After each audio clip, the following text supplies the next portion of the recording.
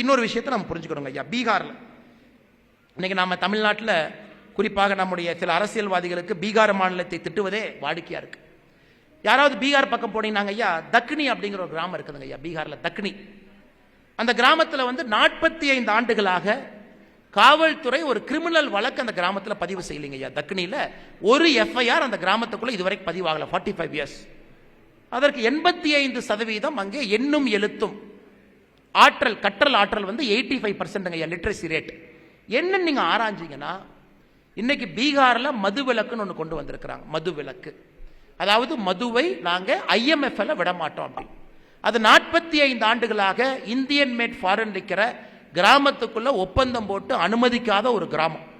இன்னைக்கு நீங்க பாத்தீங்கன்னா பெண்களுக்கு எதிரான குற்றங்கள் பீகாரில் மதுவிலக்கு வந்த பிறகு 9 ஆண்டுகள்ல மொத்த பீகாரில் 37% குறைஞ்சிருக்குதுங்க ஐயா. பெண்களுக்கு எதிரான குற்றங்கள் 37% பீகாரில் குறைஞ்சிருக்கு. 18 லட்சம் ஆண்கள் ஒபீஸ், அவங்களுடைய BMI 25க்கு மேல இருந்தவங்க 22க்கு, 18 லட்சம் ஆண்கள் வயிறு பருமானமா இருக்கிறவங்க கீழே வந்திருக்கிறாங்க. ஆனா இன்னைக்கு பிரசாந்த் கிஷோர் சகோதரர் தமிழ்நாட்டுக்கு வரும்பொழுது என்ன சொல்லுவாங்கன்னா, ஒரு நடிகரோட தமிழ்நாட்டில் வேலை செய்யறார். அந்த நடிகர் என்ன சொல்றாருன்னா, 10வது பாட்டில் நான் குடிக்க, ஆண்டவா கொண்டாச்சியர்ஸ், இதெல்லாம் படத்தில் வரக்கூடிய வரிகள் IMF லிக்கருக்கு. ஆனா பிரசாந்த் கிஷோர் அவர்கள் பீகாருக்கு போகும்போது அவர் பேச்சு எடுத்து நீங்க பாத்தீங்கன்னா அந்த அரசியல் களத்தில் அது வேற மாதிரி இருக்கும்.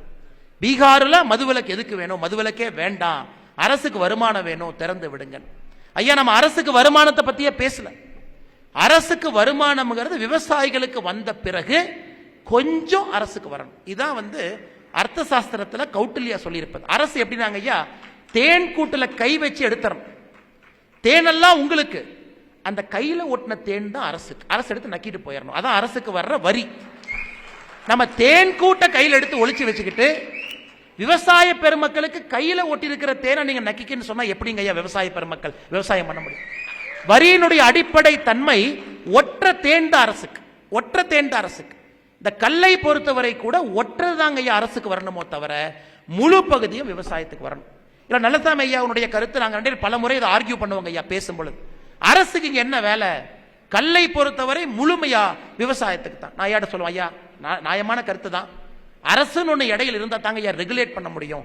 அரசை கொஞ்சமா வச்சுக்குவோம், விவசாயிகளை பெருசா வச்சுக்குவோம், கையில ஒட்டுறது மட்டும் அரசு எடுத்துக்குவோம், முழுசா பானையில் இருக்கிறதெல்லாம் விவசாயிகள் எடுத்துக்கிட்டோம்னு தொடர்ந்து ஐயாட்ட சொல்லிட்டு இருப்பேன்.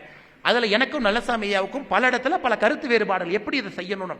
ஆனா நோக்கம் என்னன்னா இதை செய்யணுங்க ஐயா, எந்த மாற்று கருத்தும் இல்லை.